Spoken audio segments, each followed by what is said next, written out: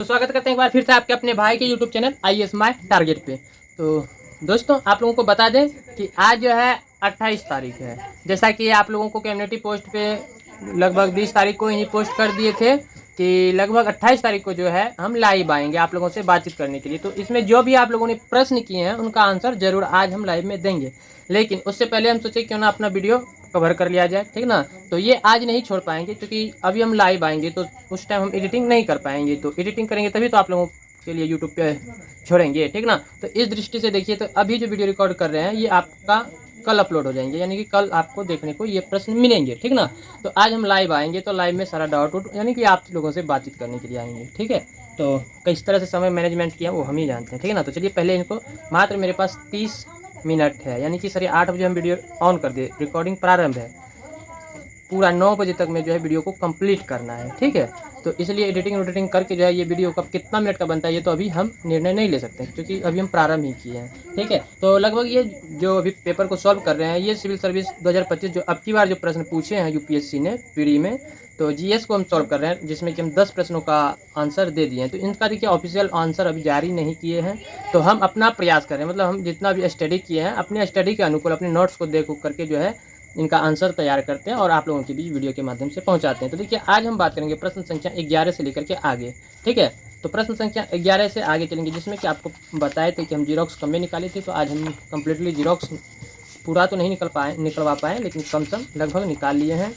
तो आज भी 5 प्रश्न को यहाँ सॉल्व करेंगे, ठीक ना, यहाँ तक। तो चलिए जल्दी जल्दी में खींचना प्रारंभ करते हैं क्योंकि समय बहुत बलवान है, मालूम ही है आप सभी को, मतलब। तो देखिए प्रश्न 11 क्या कर रहे हैं, बहुत ही बारीकी से समझना है, ठीक है ना। तो देखिए राजा राम मोहन राय के बारे में प्रश्न संख्या 11 राजा राम मोहन राय के बारे में। तो राजा राम मोहन राय के बारे में निम्नलिखित कथनों पर जो है विचार करना है, जिसमें कि कथन एक कह रहे हैं, जिसमें कि कथन एक का कहना है उनमें प्राच्य विश्व के पारंपरिक दार्शनिक सिद्धांतों के प्रति अत्यंत अनुराग और समादर लिखा हुआ है।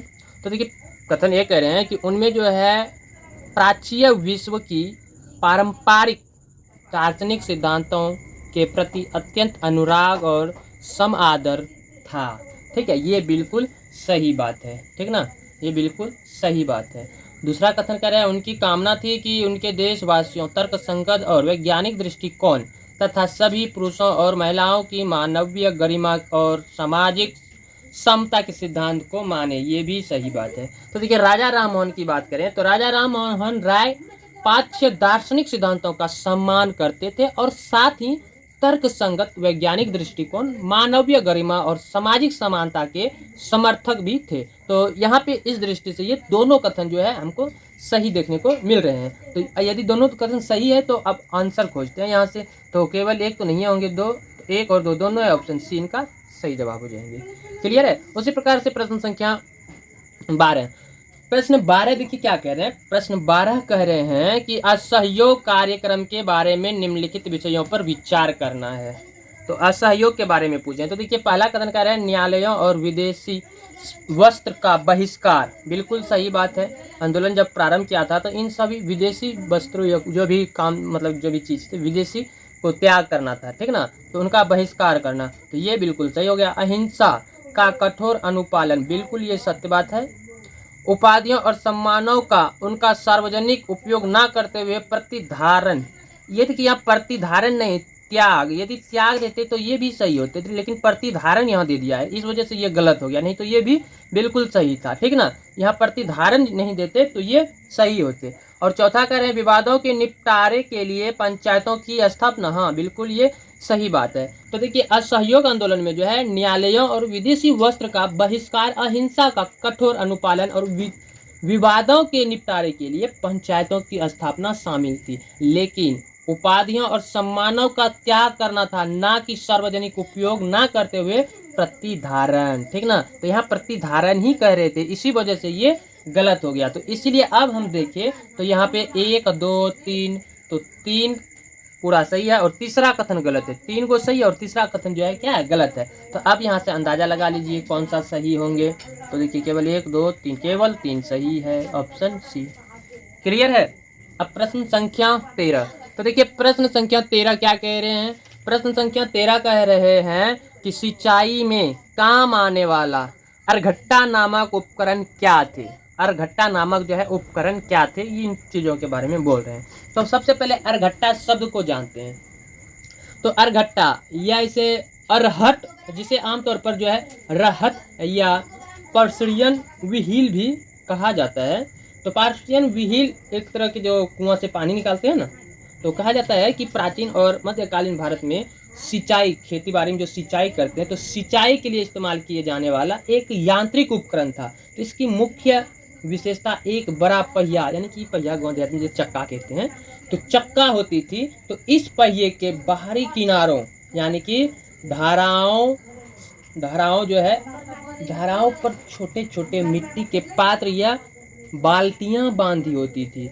जब यह पहिया घूमता था, जैसे आमतौर पर देखते हैं बैलों या अन्य जानवरों द्वारा, तो जैसे ये पहिया घूमता था तो इनको अन्य जानवरों या बैलों के द्वारा घुमाया जाता था, या कभी कभी तो आदमियों के द्वारा भी शुरू कर दिया जाता था डंडी के स्वरूप में, ठीक ना। बहुत सारी ऐसी मूवी सब में देखे भी होंगे आप लोग। तो घुमाया जाता था। तो ये पात्र कुएं या जल स्रोत से पानी भरकर ऊपर लाते थे और उसे एक नाली में उड़ेल देते थे, यानी कि गिरा देते थे, ठीक ना, जहाँ से पानी खेतों तक पहुँचाया जाता था, ठीक है।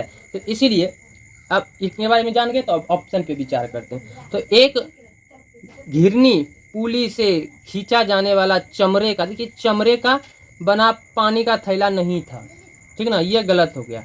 अब देखिए एक बड़ा चक्का जिसकी आराओं यानी कि स्पॉक्स के बाहरी छोरों पर मिट्टी के पात्र बंधे हो या बाल्टी बांधे हुए होते थे, ये बिल्कुल सही बात है, ठीक है। तो इनका ऑप्शन बी सही हो जाएगा, ठीक है। तो यहाँ देखिए ये क्या कह रहे हैं, ऑप्शन सी में बैलों के द्वारा खींचा जाने वाला मिट्टी का एक अधिक बड़ा पात्र था, पात्र ही थोड़ी था, वो चक्का था ना, यहाँ पे चक्का का भी जिक्र किया गया है, इसलिए ऑप्शन बी सही होंगे, ठीक है। चौथा देखिए क्या कह रहे थे, सीधे हाथों से ही रस्सी खींच, कितना रस्सी हाथों से खींच खींच के पानी खेत में देंगे, तो ऑप्शन इनका सही है बी, क्लियर। अब प्रश्न संख्या 14, तो देखिए प्रश्न संख्या 14 कह रहे हैं प्राचीन भारत में इनमें से किस शासक ने मितविलास, विचित्रचित और गुण भरा उपाधियां धारण की। ये तो महेंद्र वर्मन प्रथम ने किया था, बिल्कुल महेंद्र वर्मा प्रथम ने, हाँ महेंद्र वर्मा प्रथम ने ही किया था, बिल्कुल ये सही है। अब देखिए महेंद्र वर्मा प्रथम ने ही किया था। बी का बात करें, सिंह विष्णु, तो ये जो है पल्लव वंश के एक महत्वपूर्ण शासक थे और महेंद्र वर्मन प्रथम के पिता थे, लेकिन इन्होंने यह विशिष्ट उपाधियां धारण नहीं की थी। तो इनकी उपाधि की बात करें तो इनकी उपाधि अवनी सिंह थी, अवनी सिंह इनकी सिंह विष्णु की उपाधि थी, ठीक ना, इसलिए ये नहीं होंगे। नरसिंह वर्मन प्रथम, तो कि सीम कहा है कि नरसिंह वर्मन प्रथम, तो ये महेंद्र वर्मन प्रथम के जो है पुत्र और एक महान योद्धा थे। इन्होंने जो है मामला यानी कि महामल जिसे कहते हैं, महामल वातपिपौंड, जिसमें कि बादामी के विजेता जैसे उपाधियां धारण की थी, लेकिन लेकिन मितविलास इनका ये उपाधि धारण नहीं किया था, सीधी सी बात है, ये गलत है, ठीक है। तो अब बात करें हम सिंह वर्मन की, तो सिंह वर्मन देखिए ये पल्लव वंश के आरंभिक शासकों में से एक थे, लेकिन इनका संबंध इन उपाधियों से नहीं था, ठीक ना, इनका संबंध इन उपाधियों से नहीं था। महेंद्र वर्मन प्रथम ही सही होगा, क्योंकि महेंद्र वर्मन प्रथम जो है इनका शासनकाल की बात करें तो लगभग 571 ईस्वी से 630 ईसा पूर्व तक चला। तो पल्लव वंश के एक महान शासक ये थे, ठीक ना, पल्लव वंश के एक महान शासक थे और ये न केवल एक कुशल प्रशासक और योद्धा थे, बल्कि कला और साहित्य के भी संरक्षक थे। तो इन्होंने स्वयं कई नाटक और ग्रंथ भी लिखे, जिनमें सबसे प्रसिद्ध हास्य मितविलास प्रहसन है, और इसी कारण से जो है इन्होंने जो ग्रंथ लिखे, इसी कारण से इन्हें मितविलास और विचित्रचित और गुण भरा जैसी उपाधियां इन्होंने धारण की, ठीक है, इसलिए इनका यही उत्तर होगा, क्लियर है। प्रश्न संख्या 14 तक कवर कर लिए, कोई दिक्कत, नो डाउट। अब बढ़ते हैं आगे। तो गाइस देख सकते हैं समय भी बहुत करीब पहुंच रहे हैं। प्रश्न संख्या 15, चीनी तीर्थ, बहुत ही इजी प्रश्न देखिए गाइस, बहुत, यदि इसको गलती कर दीजिएगा आप लोग क्या तैयारी करके जाते हैं, इससे अच्छा है कि आप लोग वन लाइनर वाला एग्जाम में बैठ जाइए, ठीक है। तो देखिए प्रश्न कितना आसान है। चीनी तीर्थयात्री फहियान ने इनमें से किसके शासनकाल में भारत की यात्रा की थी? आप लोगों के लिए छोड़ दें या हम खुद सॉल्व कर दें? चलिए सॉल्व ही कर देते, काहे आप लोगों को झमेला देंगे, ठीक है। तो देखिए प्रश्न में जो कहा तीर्थयात्री फहियान किसके काल में आए थे, तो चंद्रगुप्त द्वितीय के काल में आए थे। ये बहुत ही आसान सवाल है। बात करें समुद्रगुप्त की, तो समुद्रगुप्त जो है ये गुप्त वंश के एक महान शासक थे, लेकिन फहियान इनके बाद के शासक चंद्रगुप्त द्वितीय के समय भारत आए थे। तो समुद्रगुप्त का शासनकाल कब से कब तक चला था, तो समुद्रगुप्त का शासनकाल 335 से लेकर 375 ईसा पूर्व तक चला था। क्लियर है। उसी के बाद चंद्रगुप्त द्वितीय की बात करें तो देखिए चंद्रगुप्त द्वितीय जिसके इन्हीं के चीनी जो बौद्ध तीर्थयात्री फहियान था वो लगभग 399 ईसा पूर्व में भारत आए और लगभग यहाँ पे 414 ईस्वी तक, मतलब 414 ईसा पूर्व तक यहाँ रहे। तो इन्होंने फहियान ने गुप्त साम्राज्य के समय भारत की यात्रा की और इनका अधिकांश समय जो है उत्तर भारत में विशेषकर गंगा घाटी में बीता। तो इस समय गुप्त वंश के शासक चंद्रगुप्त द्वितीय, जो कि विक्रमादित्य के नाम से भी जाना जाता है कहीं कहीं, तो चंद्रगुप्त द्वितीय का शासनकाल था, जो कि इनका शासनकाल चला था 380 ईसा पूर्व से 413 ईसा पूर्व तक। तो फहियान के यात्रा वृत्तांत से हमें गुप्त काल के समाज, धर्म, प्रशासन के बारे में महत्वपूर्ण जानकारी मिलती है। क्लियर है। तो इनका सही जवाब हो जाएगा चंद्रगुप्त द्वितीय। तो कुमारगुप्त प्रथम, तो देखिए ये कुमारगुप्त प्रथम जो है चंद्रगुप्त द्वितीय के पुत्र थे, लेकिन फहियान जो है चंद्रगुप्त द्वितीय के शासनकाल में भारत आए थे और 412 ईस्वी के आसपास वापस चले भी गए थे। जबकि कुमारगुप्त की बात करें तो कुमारगुप्त प्रथम का शासनकाल जो है कब से कब तक चला था, इनका शासनकाल 415 से स्टार्ट ही हुए थे, ठीक ना। इनका 415 से स्टार्ट ही हुए, मतलब शुरू ही हुआ था। तो किस तरह से इनके शासनकाल में आएंगे, नहीं आएंगे। तो वहीं स्कंदगुप्त की बात करें तो स्कंदगुप्त वंश के अंतिम महान शासकों में से एक थे। तो फहियान इनके बहुत पहले भारत, क्या आगे बताएं, जानते ही। तो ये भी नहीं है, ठीक है। तो मान लीजिए इनका शासनकाल लगभग चला था 455 ईसा पूर्व से लेकर के 467 ईसा पूर्व तक। क्लियर है, इनका शासनकाल चला, ठीक है। अब आगे हम बात करेंगे प्रश्न संख्या 16 से, क्योंकि लगभग 15 मिनट तक का ये वीडियो बना, एडिटिंग करेंगे तो लगभग ये 13 मिनट या 14 मिनट का वीडियो रहेंगे, ठीक है। तो ज़्यादा वीडियो को लंबा ना करते हुए, चूँकि अभी लाइव भी आना है, तो ये वीडियो जो है आप लोगों को कल देखने को मिलेंगे। तो ये 2025 में जो अब की बार पूछे हैं उन्हीं का GS पेपर 1 सॉल्व कर रहे हैं। तो इसमें हम 100% श्योर होकर ये नहीं कह सकते हैं कि हमने जो आंसर बताए वो 100% सत्य होंगे, ठीक है ना, क्योंकि ये UPSC का पेपर है, आप लोगों को मालूम ही होंगे। इतना घुमा फिरा के प्रश्न पूछते हैं, कहीं कहीं तो पूरा कंफ्यूज कर देते हैं, ठीक ना।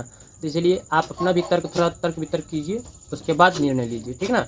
तो चलिए आज का क्लास, मतलब आज का जो सेशन रहा एनालिसिस करने का, PYQ जो एनालिसिस कर रहे थे, यहीं पे समाप्त करते हैं। तो लगभग 15 प्रश्न को हम लोग अभी तक में कवर कर लिया है। 15 से आगे जो भी बचे 85, लगभग 85 प्रश्न बचे हुए हैं, इनको हम आगे थोड़ा करके इसे कवर कर लेंगे, ठीक है। तो डिस्क्रिप्शन बॉक्स में जो है 2024 का सारा वीडियो का लिंक दिया हुआ है और इनका जो पार्ट 1 बनाए हैं उनका भी डिस्क्रिप्शन बॉक्स में लिंक है, एक बार आप लोग चेकआउट कर लीजिएगा, पूर्ण रूप से आप लोग सारा वीडियो देख लीजिएगा, ठीक है। तो वीडियो को यहीं करते हैं ख़त्म, आते हैं फिर लाइव बातचीत करने के लिए आप लोगों से।